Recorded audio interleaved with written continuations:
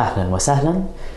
In the last video, we talked about how to use the particles anna and inna in formal Arabic, the kind of sentences that we would use the word that, the conjunction that with in English, right? Did you know that our friend is going to get married?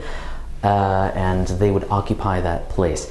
In colloquial Arabic, we can use all of the same structures that you saw in that last video. So if you're focusing on colloquial Egyptian or Levantine, I would encourage you to go back and take a look at those videos. At the same time, we have a little bit more flexibility. It's actually quite common to hear a slightly modified version of those words, which is often written innu, to express the same idea. And again, we don't really have a fixed orthography for colloquial Arabic. People are kind of making it up as they go along, and there are conventions that are emerging, but this is one common way you might see it written. And we don't need to attach those suffix pronouns, as we saw in formal Arabic and that chart we have over here. We can attach them if we want, it's possible, but we can also skip them entirely, skip the pronoun, any kind of pronoun entirely, or we can use the standalone forms of the pronouns, right? Huwa, hiya, ana.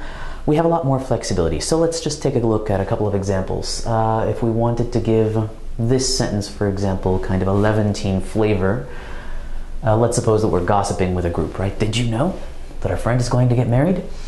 So we could conjugate that verb for the plural you. عرفت إنه رفيقنا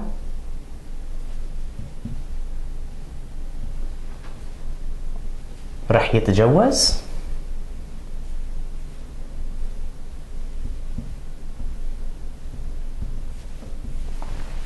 Did you know? So here we still have that jumla ismiya, that verbal sentence, right? Our friend رفيقنا رح يتجوز. That's our mubtada, and here is our khabar. Or let's take another example. She said that she likes her new job. Let's make it a little more Egyptian.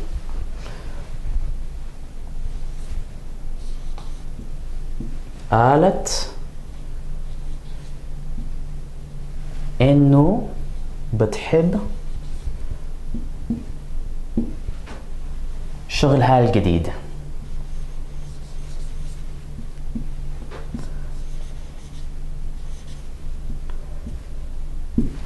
Here we have innu, but we don't really have a pronoun referring to her, referring to she, right?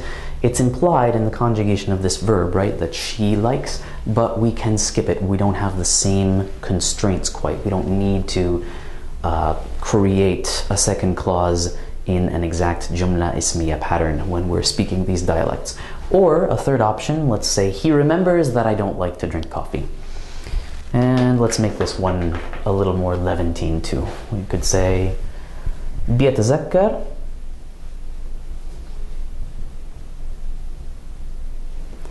إنه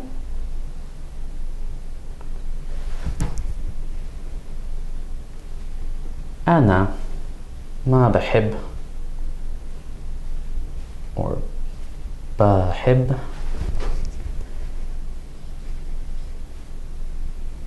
أشرب القهوة.